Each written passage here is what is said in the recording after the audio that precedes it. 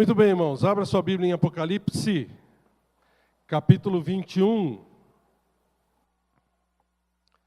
E hoje é o último dia da nossa série de estudos sobre escatologia, sobre as coisas que vão acontecer.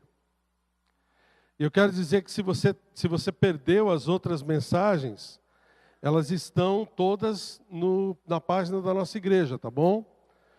Você pode entrar lá, pibrcuritiba.org.br, está ali, na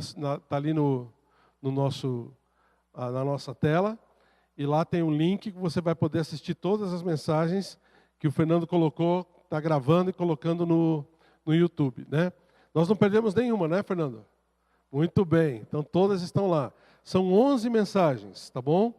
Que você vai poder, junto com essa, não só relembrar, mas também compartilhar com outras pessoas que precisam também aprender a respeito daquilo que vai acontecer. Porque a palavra de Deus ela é rica nesse sentido. Ela nos dá toda a instrução que a gente precisa para a gente poder aprender das coisas que Deus tem reservado para a gente, tá bom? No início do nosso culto, nós lemos esses primeiros versículos de Apocalipse, capítulo 21. Está aí comigo? Abriu aí na sua Bíblia? Onde fica Apocalipse mesmo? Na Bíblia, exatamente. No final da Bíblia. Agora nós estamos no final do final da Bíblia, tá bom? Hoje nós vamos ver os últimos versículos que Deus registrou para a gente. Isso é uma coisa muito importante. E nós vamos falar sobre esse tema que começa no capítulo 21, versículo 1. Olha lá. Vi novo céu e nova terra, pois o primeiro céu e a primeira terra passaram, e o mar já não existe.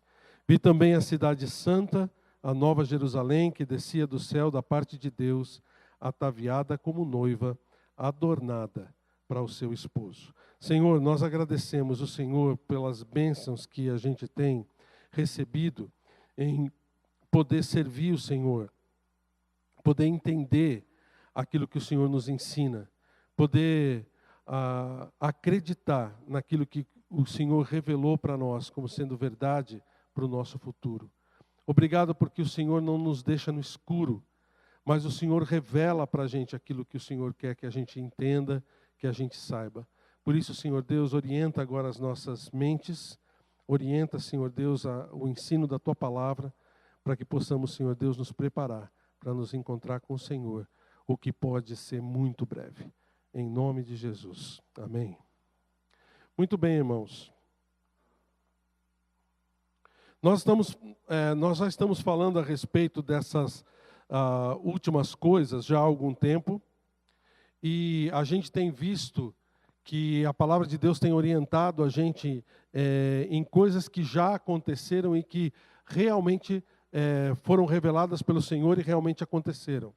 A gente pode confiar nos relatos que o Senhor coloca, que Deus registrou na Bíblia, sobre aquilo que está no nosso futuro, porque a gente já viu muitas coisas que aconteceram no passado, que foram reveladas com antecedência, e que para nós agora já é passado, nós podemos saber que realmente aconteceram. Então aquilo que o Senhor nos ensina a respeito do nosso futuro, são coisas que realmente a gente pode acreditar que de verdade vão acontecer. E nós já vimos bastante coisas, e nós estamos chegando no final do nosso estudo nesse momento. Você notou que a gente trabalhou com muitas mudanças, que Deus já trabalhou com a humanidade e mudou muitas vezes as coisas. Nós relembramos a semana passada, por exemplo, sobre as dispensações. Você lembra, nós falamos que da dispensação da inocência, Deus começa um mundo perfeito que termina perfeito. O jardim perfeito? Não, já entrou pecado lá e já estragou tudo. Depois, ele entra nessa parte da consciência que começa com o jardim, um mundo completamente lindo, mas a maldade do homem vai tomando conta, e acaba com o quê? Com um dilúvio que destrói toda a humanidade. Depois passa para o governo humano, que termina com uma difusão de línguas.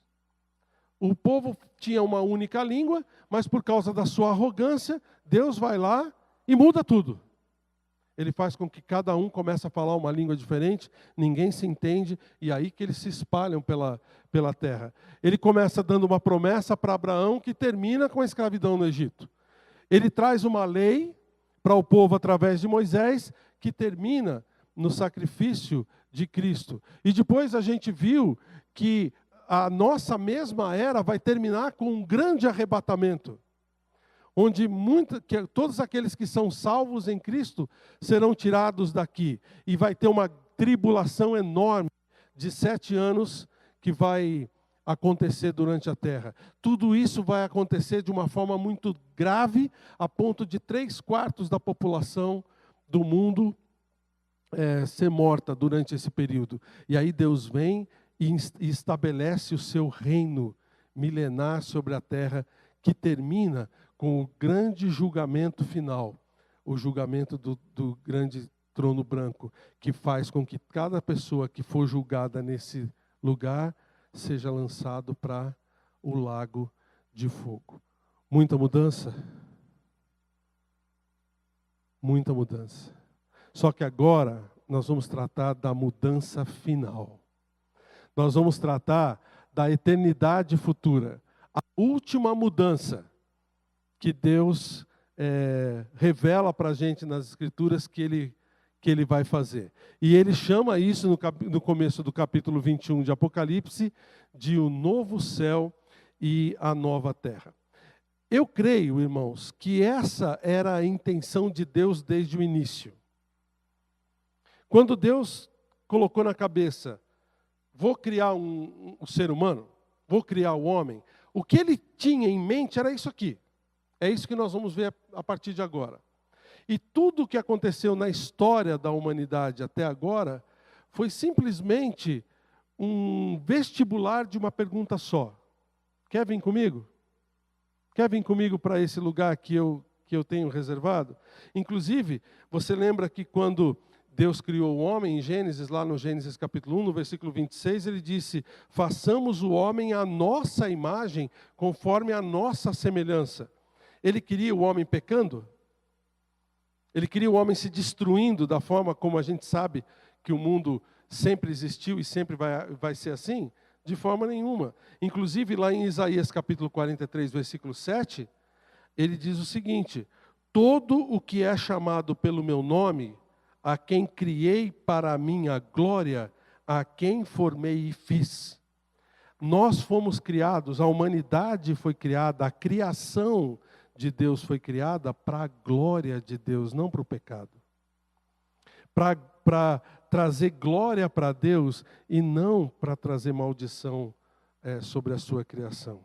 Então, essa mudança que Deus vai fazer, que vai ser a mudança definitiva, a mudança final, vai ser aquela mudança que vai reverter de novo toda a sua criação, todo o plano que Ele tinha para o homem, para aquilo que Ele teve como plano desde o início.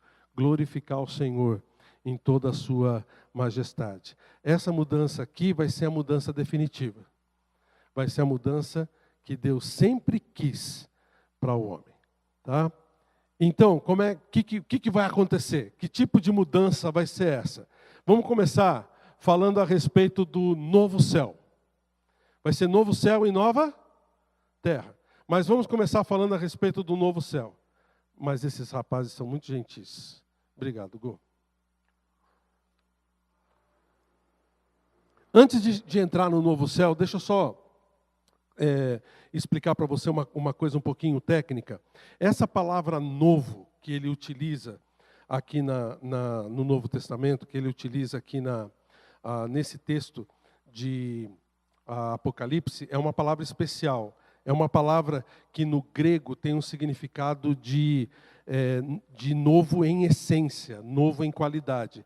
Existem duas palavras no grego que são utilizadas no Novo Testamento para novo. Para nós, novo é novo, né? Mas você sabe que o Novo Testamento foi escrito em grego.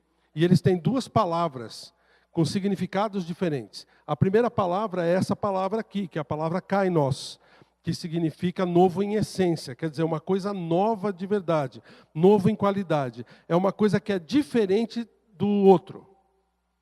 Quando você pega uma coisa nova que é diferente da anterior. Você foi lá na loja e comprou um carro novo. Tá? Você não pegou aquele carro velho seu e transformou ele e ele ficou como novo. Não, você pegou um outro, diferente daquele que você tinha. Isso é o significado dessa palavra. Inclusive, você vê aqui no versículo 5, ele fala uma coisa bem interessante. Olha aqui no versículo 5. E aquele que está sentado no trono diz: eis que faço novas todas as coisas. Essa mudança é uma mudança de qualidade mesmo. Ele está trazendo um novo céu e uma nova terra. A outra palavra grega é a palavra neos, que é a palavra que trata de jovem. Por exemplo, alguém que é jovem e que vai ficar velho. Esse é novo e o outro é o velho, né? Quando ele amadurecer, ele fica velho. Agora ele é novo. Então tem essa diferença. É a mesma pessoa, só que nova ou mais velha. Mas a palavra que ele está utilizando aqui é novo de verdade, é outro. É em qualidade, tá bom? E é essa que ele está utilizando aqui. Voltando então para a nossa ideia de novo céu, temos que relembrar coisas bem importantes. Você sabia que na Bíblia, a Bíblia fala de 3 céus diferentes? Ela cita 3 céus. O primeiro céu é o céu atmosférico, que é onde estão as nuvens. Tá? Você olha para cima, você vê o quê? O céu.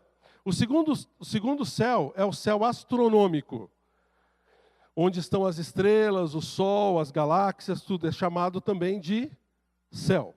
E o terceiro céu é o céu, a presença de Deus. Tá bom? Esse é o terceiro céu. Então esses 3 céus são citados nas Escrituras.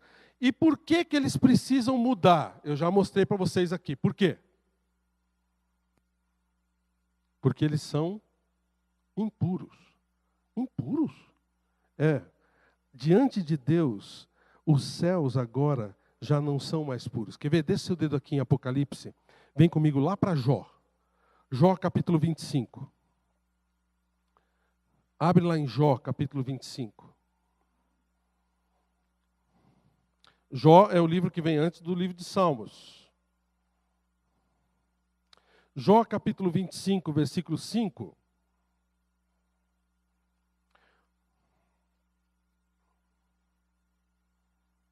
Olha o que está escrito ali.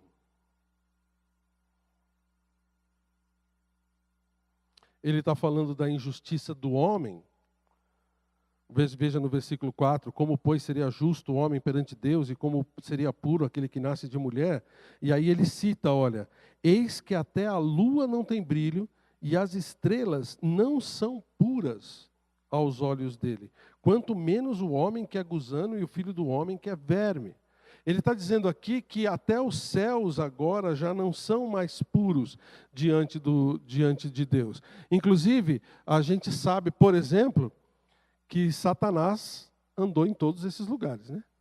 Todos esses céus aí. Satanás esteve no céu atmosférico? Lembra das regiões celestes? Espaço sideral e tudo mais? Ele contaminou essas coisas, os céus de pecado. Inclusive, Satanás esteve na própria presença de Deus, no céu, presença de Deus, ou não? Não só antes de pecar. Lembra de Jó também?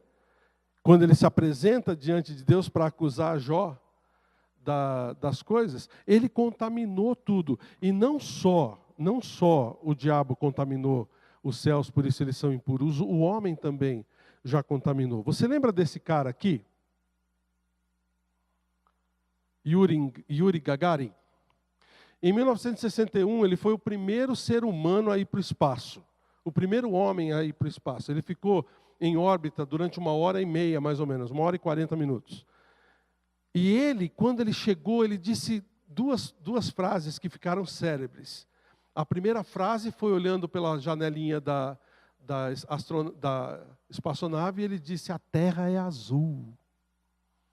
E a segunda frase foi essa: olhei para todos os lados, mas não vi Deus.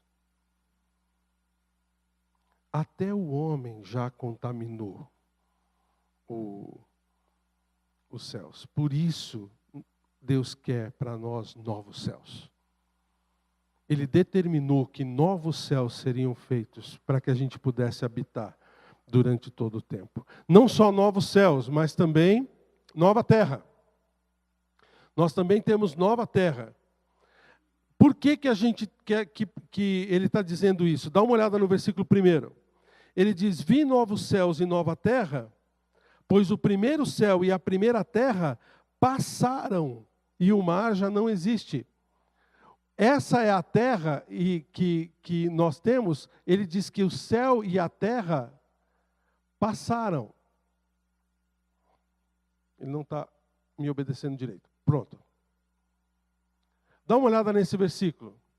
Versículo de Isaías 65, versículo 17. Pois vejam, criarei novos céus e nova terra, e as coisas passadas não serão lembradas, jamais virão à mente. Gente, por que a gente precisa de nova terra? Porque esta terra está contaminada pelo mal, está contaminada pelo pecado. Se você andar por aí, você vai ver muitas lembranças más. Muitas lembranças que vão trazer à nossa mente os pecados antigos, as mortes, o próprio sangue do Senhor derramado na cruz. Quanta lágrima já não foi derramada nesse planeta, dores, tristezas. Tudo isso são lembranças de como a terra foi ruim. O que ele está dizendo aqui é que essas coisas passaram. Lembra quando você aceitou Cristo como Salvador? Esse é um princípio de Deus, que ele fala: se alguém está em Cristo, nova criatura é. As coisas velhas passaram, tudo se fez novo. É o mesmo princípio aqui. Ele não quer que nós tenhamos essas lembranças do pecado. Nós vamos viver uma vida completamente nova, inclusive livres dessas lembranças. Imagina, a terra é cheia dessas lembranças ruins. Por exemplo, eu estava fazendo uma pesquisa, eu achei essa foto, que é um muro de uma rua, numa rua da Berlim Oriental. Essa aqui são marcas de balas da Segunda Guerra Mundial, que estão em Berlim. Eles preservam essa parede do jeito que está, justamente para ficar como lembrança, para que as pessoas relembrem aquilo que aconteceu. Também esse tipo de memorial. Auschwitz agora é um museu, você sabia disso? É chamado de um museu do Holocausto. Quando eu tive, cadê o Apólito? Eu tive em Moçambique, lá em Maputo, tem alguns prédios que tinham marcas de bala da Revolução. Ainda tem? Ou já foi? Ainda existem, com marcas de bala e tudo. Né? Lá em Maputo também tem esse mesmo tipo de situação. Quantos monumentos não existem no mundo que são lembranças das guerras que ocorreram? Lembranças de soldados mortos, de massacres que foram feitos, como esse da Alemanha. Quantos cemitérios não existem no mundo? Apesar que esses cemitérios todos vão estar vazios nessa época já. Porque quem estava com Cristo já ressuscitou para estar reinando com Ele. E quem não estava em Cristo já ressuscitou para ser lançado no lago de fogo. Mas as lápides vão estar todas lá. Então a ideia é que a partir de agora... Desculpe. A partir de agora essas coisas não façam mais parte da nossa vida. Essas lembranças ruins que essa terra tem não façam mais parte do nosso dia a dia. Nós vamos viver numa nova terra. E o que vai acontecer com essa terra? Dá uma olhada em 2 Pedro capítulo 3, versículo 7. Eu já escrevi para você lá. Pela mesma palavra, os céus e a terra que agora existem estão reservadas para o...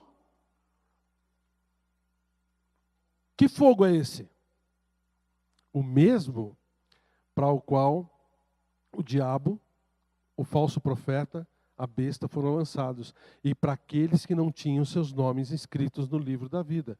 Pedro fala que eles estão reservados para fogo, guardados para o dia do juízo e para a destruição dos ímpios. Essa terra e tudo que nela há vai ser lançada para dentro do lago de fogo, o mesmo lugar onde os ímpios estão. Então, irmãos, não vai haver mais nem lembranças e nem as consequências dos pecados que a gente cometeu aqui na terra. Porque essa terra que nós vamos viver vai ser uma nova terra. Uma nova terra. Diferente, completamente diferente da primeira. Se a gente olhar um pouquinho nesses versículos, a gente vai ver. Olha o versículo 4. E lhes enxugará dos olhos toda lágrima, e a morte já não existirá. Já não haverá luto, nem pranto, nem dor, porque as primeiras coisas passaram. Não vai ter morte, não vai ter tristeza, não vai ter choro, não vai ter dor. Tá bom para você? Gostou desse lugar?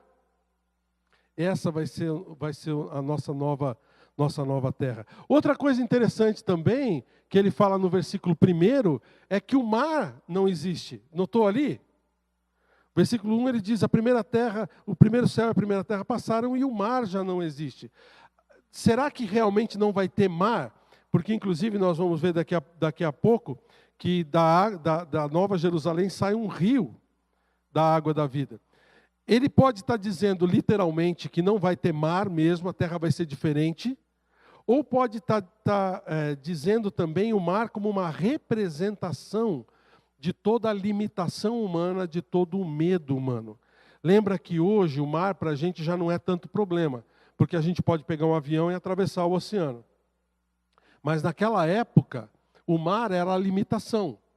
As pessoas podiam andar, mas até onde não houvesse mar. Porque se houvesse mar, o que tinha que fazer? Tinha que pegar um barco, e não eram transatlânticos, eram barcos que afundavam com as tempestades que existiam. Então, você andar no mar, entrar num barco e andar em mar aberto, era uma coisa extremamente arriscada. Era uma coisa que trazia um medo enorme. As pessoas não sabiam o que tinha do outro lado do mar. Você sabe que Cabral ele não chegou aqui no Brasil, atravessando o Oceano Atlântico, porque ele estava a fim de descobrir o Brasil, né? Ele queria arrumar um caminho melhor para as Índias. E acabou abortando aqui. O mar era uma incerteza. Então, a falta do mar pode também representar que não vai ter medo, não vai ter limitação, não vai ter um temor de fazer as coisas, porque a gente vai estar num lugar completamente perfeito. Também não há problema se realmente não existir mar. E é interessante, João estava onde quando escreveu isso aqui, você lembra? Na ilha de Pátimos. O que é uma ilha? É um pedaço de terra cercada por mar. E era uma prisão. Por que uma prisão? Porque não dá para fugir pelo mar nadando. Qualquer um que quisesse fugir pelo mar nadando, ia se afogar ou ia ser comida de tubarão. O mar era um limite, o mar era um medo tremendo para aquelas pessoas. Também, nessa nova terra, não haverá noite, nem sol, nem lâmpada. Sabia disso? Dá uma olhada no versículo 25. Depois você lê o capítulo todo, tá? Eu estou pulando aqui por causa do nosso tempo, tá? Mas olha o versículo 25. Ele diz, as suas portas nunca jamais se fecharão de dia, porque nela não haverá noite. Agora pula ali para o capítulo 22, versículo 5. Então já não haverá noite, nem precisam eles de luz de candeia, nem da luz do sol, porque o Senhor Deus brilhará sobre eles e reinarão pelos séculos dos séculos. Imagina só como vai ser a luz dessa cidade, desse lugar. Deus vai ser a fonte de luz. Onde Deus está?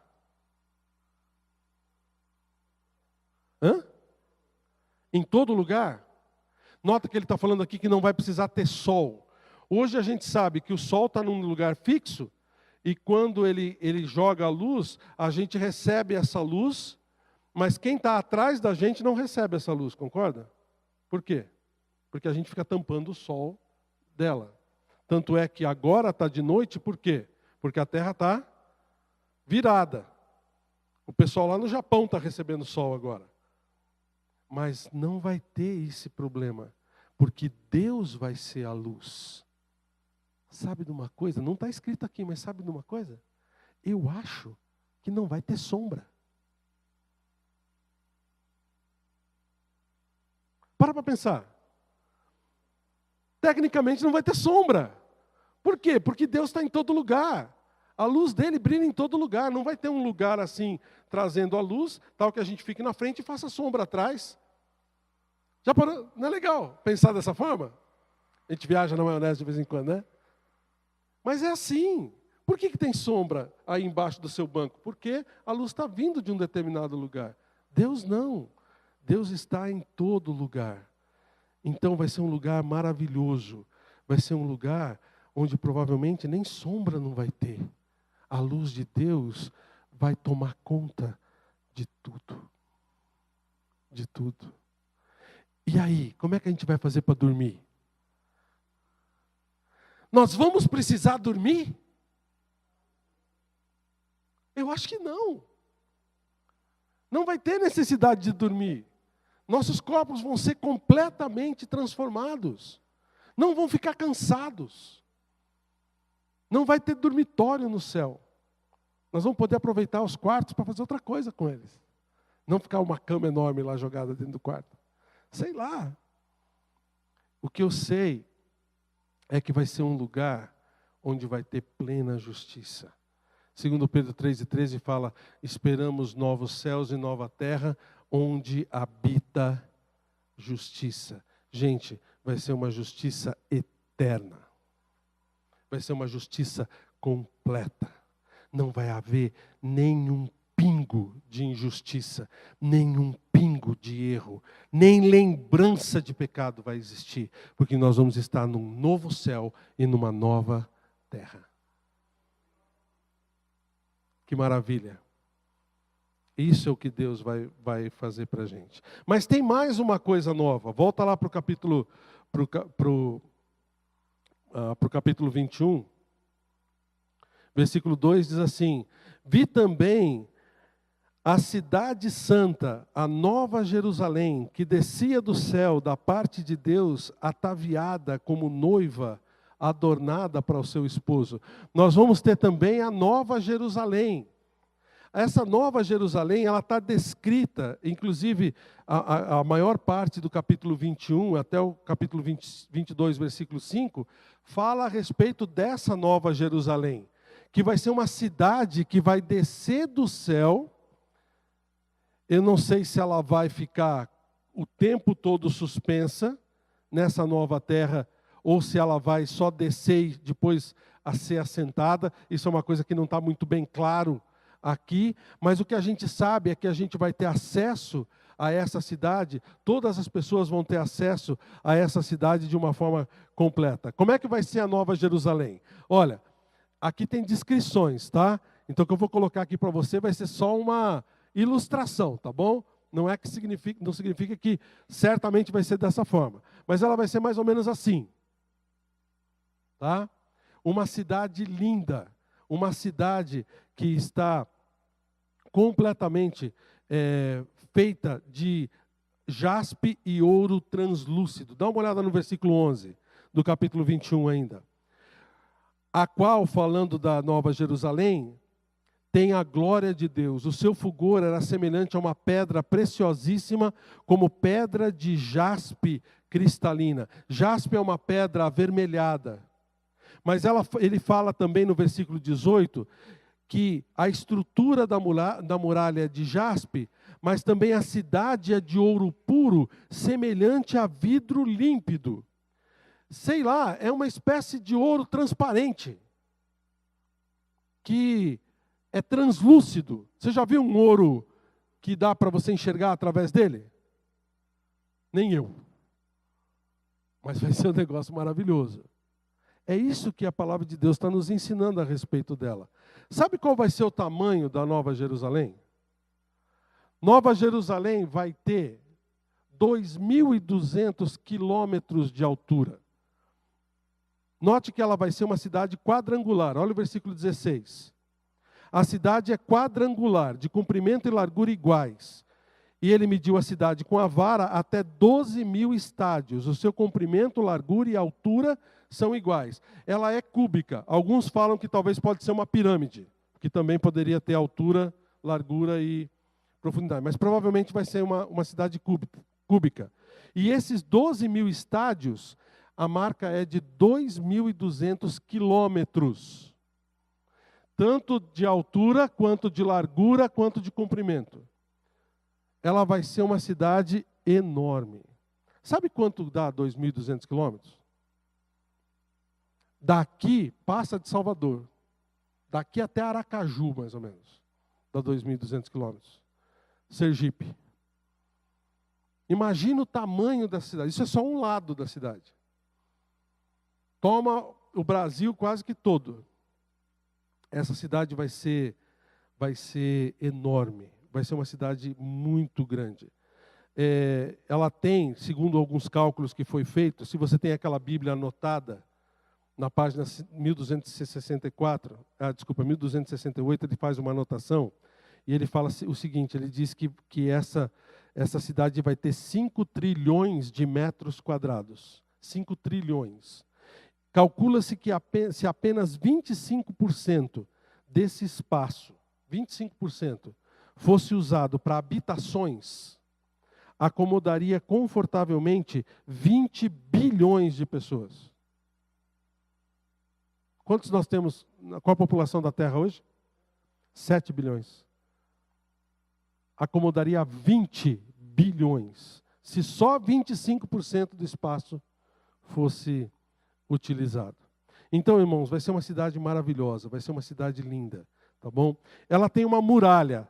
Note essa parte de baixo aqui, ela é uma muralha que está em volta de toda a cidade. Ela tá colorida ali, porque, se você notar, a partir do versículo 12 até o versículo 14, depois ele continua do 17 até o 21, ele descreve essa muralha. Ele fala de 12 portas, 3 de cada lado, nota, 3 aqui, 3 ali, e faz as contas, dá 12. Essas 12 portas têm 12 anjos guardando essas portas, e sobre as portas o nome de cada tribo de Israel.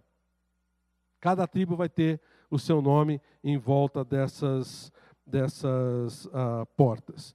No versículo 14 a gente vê esses 12 fundamentos. Eles são enfeitados ou adornados com pedras preciosas. E ele fala aí o nome dessas pedras, inclusive algumas dessas pedras a gente não tem ideia exatamente do que seja. Mas a maioria sim. E esses fundamentos, esses alicerces, são adornados, são enfeitados com essas pedras. E cada um desses alicerces, esses alicerces que estão aqui, ó, esses 12 alicerces, cada um deles recebe o nome de um dos apóstolos de Cristo. Cada um deles recebe o nome de um dos apóstolos. E é interessante que essa muralha, ela tem 79 metros, é mais ou menos um edifício de 27 andares. Só a muralha da cidade, só os muros que estão em volta da cidade, eles estão dessa forma. Bom, e a cidade, ela é descrita dessa forma. Dá uma olhada no capítulo 22. Então me mostrou o rio da água da vida, brilhante como cristal, que sai do trono de Deus e do Cordeiro. Ela tem esse rio da água da vida. O que é essa água da vida? Provavelmente é aquela água que, materializada, nos traz a vida eterna. A certeza da vida eterna em Cristo está colocada aqui. Está simbolizada em cima desse rio. Também uma coisa bem interessante, dá uma olhada no versículo 2. No meio da sua praça, de uma margem e outra do rio, está a árvore da vida que produz 12 frutos, dando seu fruto de mês em mês, e as folhagens da árvore são para a cura dos povos. De um lado e de outro do rio, vai existir essa árvore da vida. Você lembra de árvore da vida em algum outro lugar na Bíblia? Onde? No Jardim do Éden. Você lembra que lá no Jardim do Éden tinha duas árvores importantes? A árvore da vida e a árvore do conhecimento do bem e do mal. Deus vira para Adão e Eva e fala: não comam da árvore do conhecimento do bem e do mal. Ele não disse para não comer da árvore da vida. Não disse. Mas quando Adão e Eva pecaram, eles foram expulsos do jardim com uma intenção muito importante de não voltarem e comerem da árvore da vida e viverem para sempre.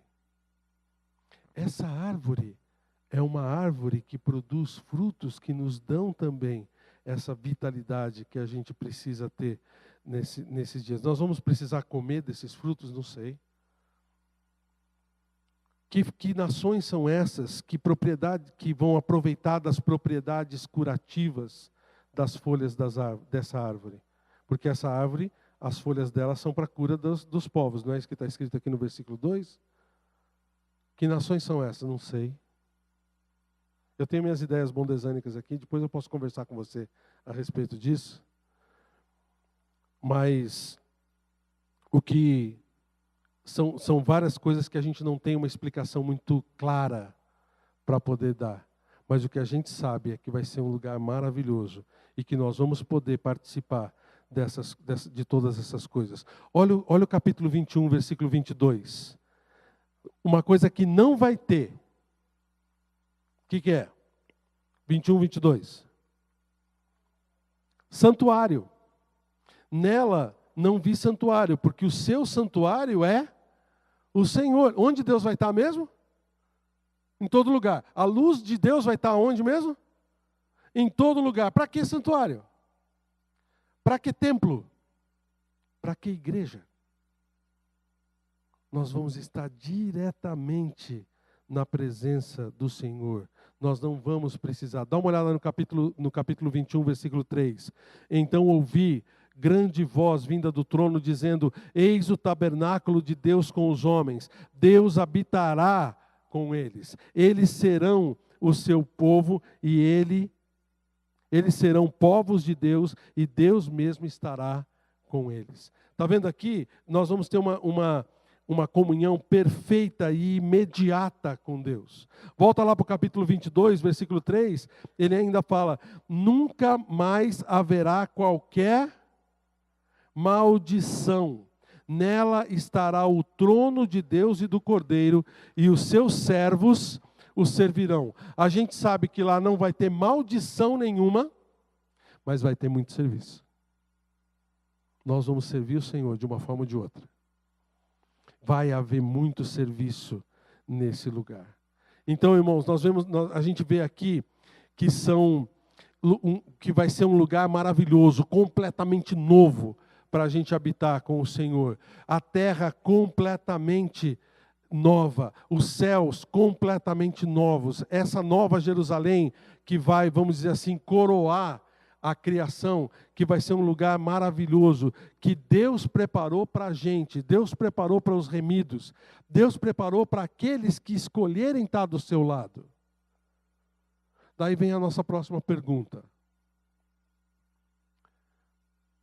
Quem vai participar disso?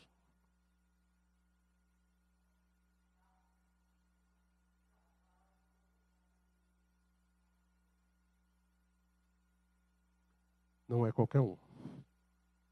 Inclusive, o Senhor Jesus, ele deixa o final do livro de Apocalipse justamente para nos dar essa explicação.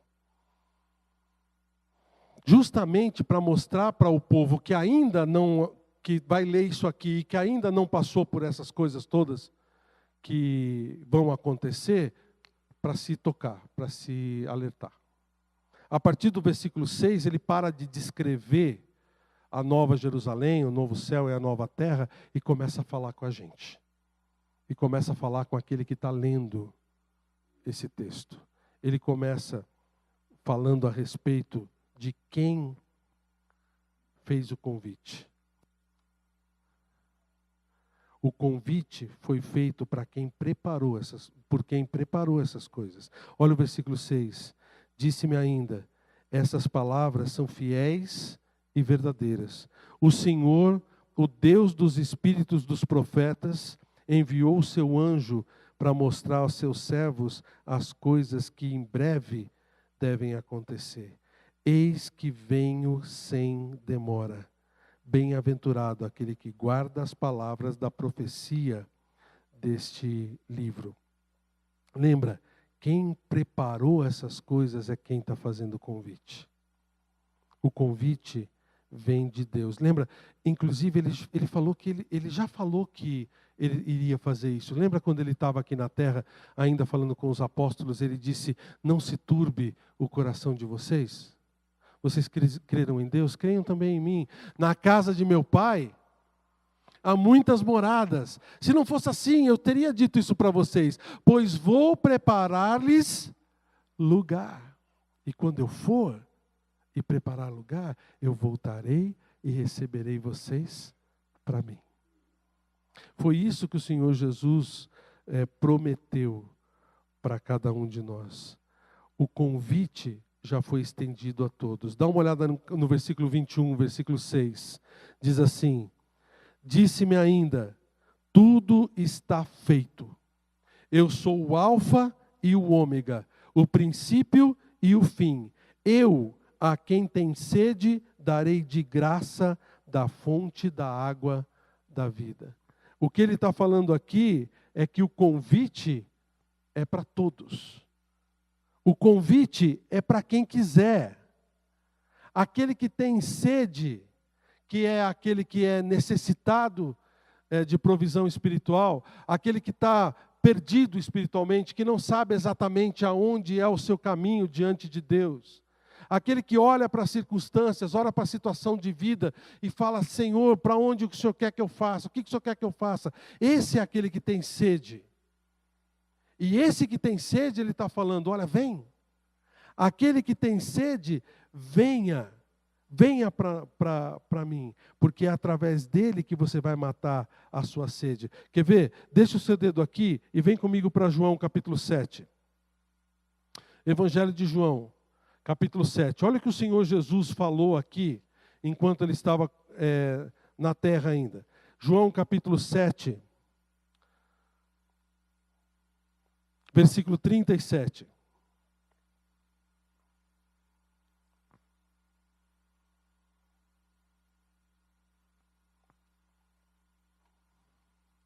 Olha o que o Senhor Jesus disse. No último dia, o grande dia da festa, João 7,37. Levantou-se Jesus e exclamou, se alguém tem sede, venha a mim e beba. Quem crê em mim, como diz a Escritura, do seu interior fluirão rios de água viva. A ideia aqui é que esse fluir de rios, a água da vida, é a própria fé no Senhor Jesus Cristo. Matar a sede é crer em Cristo. Quem crê em mim, ele fala aqui, do seu interior fluirão rios de água viva. A única coisa que você tem que fazer é acreditar em tudo isso que o Senhor Jesus está dizendo para a gente. É depositar a sua fé no Senhor para receber e participar de todas essas coisas que o Senhor tem revelado para a gente. É pela fé. Não só isso, é também de graça. Você volta lá para Apocalipse capítulo 21, ele fala, tudo está feito, versículo 6, eu sou o alfa e o ômega, o princípio e o fim. Eu, a quem tem sede, darei de graça da fonte da água da vida. Sabe quanto você tem que pagar para ter fé em Cristo? Sabe quanto? Nada. Sabe o que você tem que fazer para poder participar dessa salvação, desse novo céu e da nova terra? Sabe o que você precisa fazer? Nada. Basta aceitar o Senhor como seu Salvador. Basta acreditar nessa mão estendida que Ele está dando para você. Nada.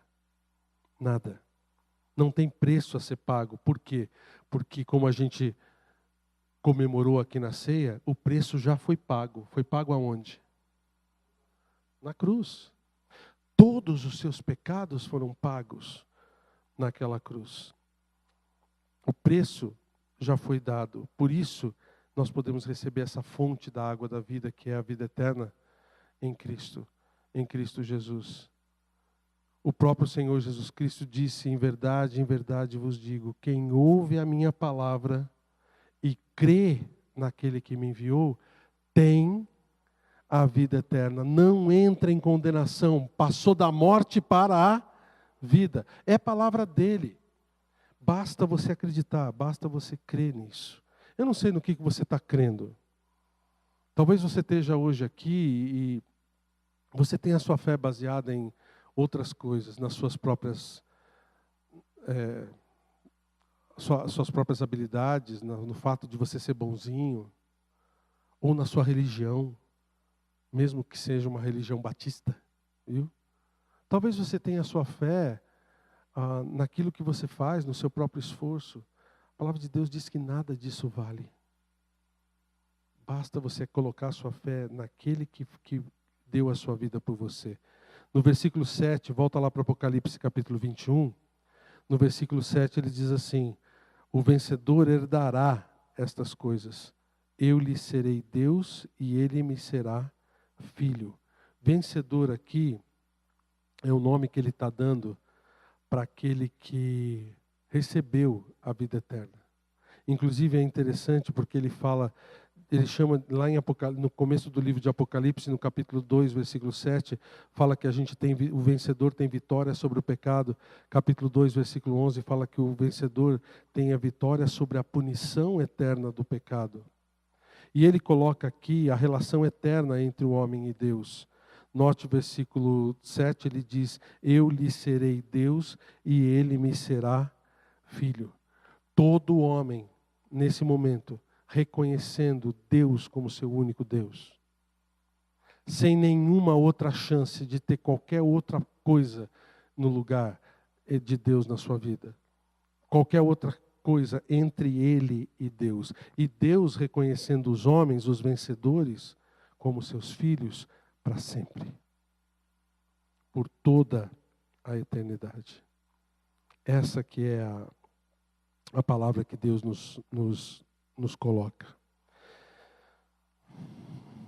Mas nem todos aceitam o convite. Olha o versículo 8, capítulo 21. Quanto, porém, aos covardes, aos incrédulos, aos abomináveis, aos assassinos, aos impuros, aos feiticeiros, aos idólatras e a todos os mentirosos, a parte que lhes cabe será no lago que arde com fogo e enxofre, a saber, a segunda morte. Ele fala aqui de várias coisas, ele começa falando dos covardes. Quem são os covardes? Sabe aquela pessoa que fala, não, eu não posso mudar de religião. Eu não posso aceitar esse Jesus como meu Salvador, porque o que meus pais vão dizer? O que os meus amigos vão dizer? Ou os incrédulos que pensam que simplesmente, olha, isso é bobagem. Viu, isso aqui é uma coisa de um livro. O livro aceita tudo, né? O papel aceita tudo. É só um livro, isso é bobagem, isso não vai acontecer.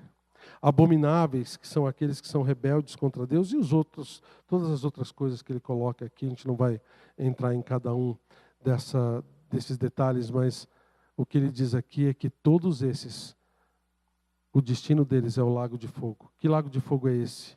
Olha o capítulo 20, versículo 15. Se alguém não foi achado inscrito no livro da vida, esse foi lançado para dentro do lago de fogo. Onde você vai estar? Onde você vai estar nessa situação toda? Dá uma olhada aqui no último convite que a Bíblia faz no capítulo 22. Capítulo 22, no versículo 12, ele diz o seguinte: Jesus dizendo: eis que venho sem demora, e comigo está o galardão que tenho para retribuir a cada um segundo as suas obras. Eu sou o Alfa e o Ômega, o primeiro e o último, o princípio e o fim. Bem-aventurados aqueles que lavam as suas vestes no sangue do Cordeiro, para que lhes assista o direito à árvore da vida, e entrem nas cidades pelas portas. Fora, fora, ficam os cães, os feiticeiros, os impuros, os assassinos, os idólatras e todo aquele que ama e pratica a mentira. Eu, Jesus, enviei o meu anjo para vos testificar essas coisas. Eu sou a raiz e a geração de Davi, a brilhante estrela da manhã. O Espírito e a noiva dizem: vem. Aquele que ouve, diga: vem. E aquele que tem sede, venha. E quem quiser, receba de graça a água da vida. Você notou que aqui existe um apelo muito grande que Jesus faz para todos nós, para nos entregarmos para Ele? Porque o que está determinando agora é o seu destino eterno.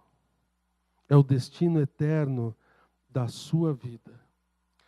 A partir de agora, nós vamos viver a eternidade. Quanto tempo isso vai durar? Olha lá no cantinho lá, ó, tudo aquilo que a gente viu está dentro desse buraquinho aqui, ó. Todos os milhares de anos que já se passaram na história da humanidade, e essa linha aqui está bem pequenininha, que eu não tinha como fazer ela maior, tá? Porque senão não ia dar para aparecer. Isso aqui vai durar para todo sempre agora. Vai durar para todo sempre. E tem duas situações. Uma situação é: assim estaremos para sempre com o Senhor. Mas fora ficam toda aquela lista. Todos aqueles que estão incluídos lá fora. Onde você vai estar? Nós não ainda começamos a viver esse tempo do fim. Toda essa parte final que a gente estudou ainda não está começando. Deus está sendo misericordioso com você e comigo, para que a gente possa agora receber o Senhor Jesus como nosso Salvador e nos livrar da punição e realmente passarmos toda a eternidade com Ele no céu. Cumprindo o propósito que Ele estabeleceu para nós, desde que Ele quis fundar o mundo. Mas a decisão não é dele. A decisão Ele passou para a gente. Somos nós quem decide se vamos aceitar esse convite aqui ou se vamos ficar fora. Ou se vamos ficar fora. Você já entregou a sua vida ao Senhor Jesus Cristo? Você sabe muito bem que Ele disse: eu sou o caminho, a verdade e a vida. Ninguém vem ao Pai senão por mim. Não há outro meio, não há outro jeito. Só através dele. Você já entregou a sua vida para Ele? Então presta atenção nesse último convite. O Espírito e a noiva dizem: vem. E todo aquele que ouvir, diga: vem. Quem tiver sede, venha. E quem quiser, beba de graça da água da vida. É uma decisão que você pode tomar agora. Entregando a sua vida pela fé ao Senhor Jesus Cristo. Você não precisa mudar de religião. Você não precisa frequentar essa igreja. Você não precisa pagar nada. Dar dinheiro na oferta, dar seu dízimo, dar seja lá o que for. Você não precisa fazer absolutamente nada. Basta pedir para Ele entrar no seu coração. Limpar os seus pecados. E receber Ele como seu Salvador pela fé. Acreditar nele e somente nele como seu Salvador. E assim você vai poder participar de todas essas coisas que ele escreveu nesse livro. Onde você vai estar? Na eternidade junto com ele? Ou você vai ficar de fora? Vamos orar?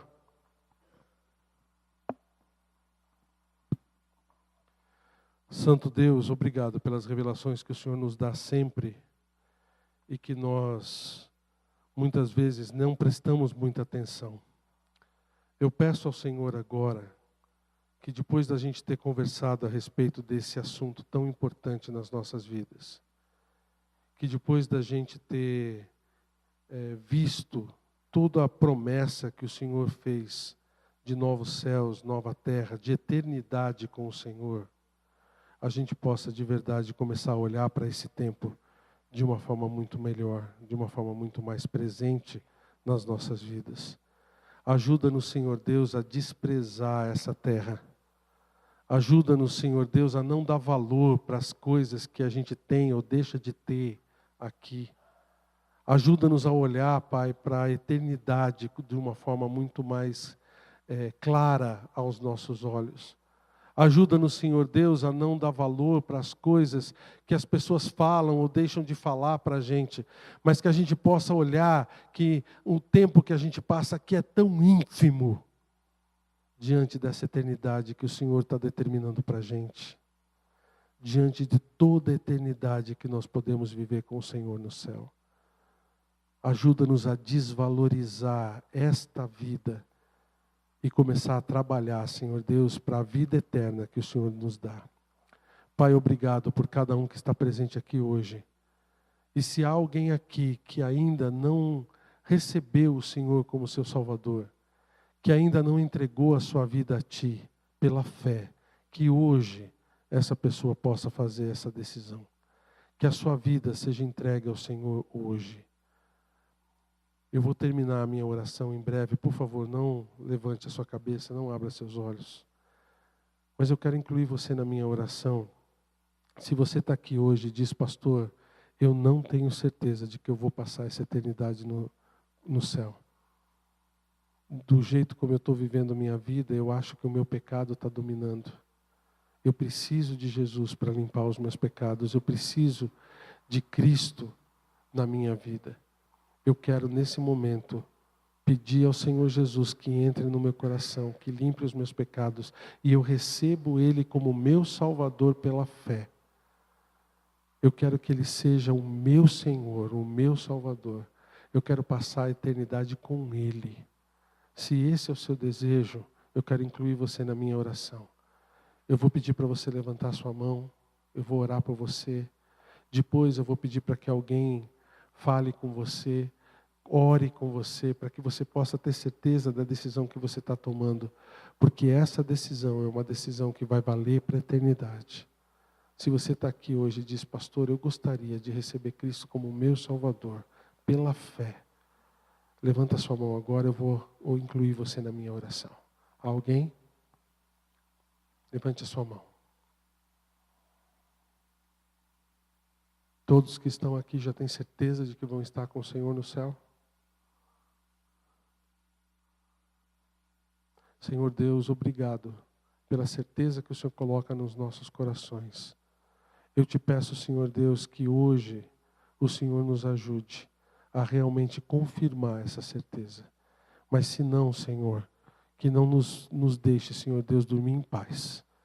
Mas que nós sejamos, Senhor, sacudidos pelo Teu Santo Espírito, para que a gente entregue as vidas ao Senhor. Pai, obrigado por cada um que está aqui hoje, pela Tua palavra pregada. E eu te peço, Senhor Deus, que o Senhor a use nas nossas vidas para honrar e glorificar o Senhor. Eu peço em nome de Jesus. Amém.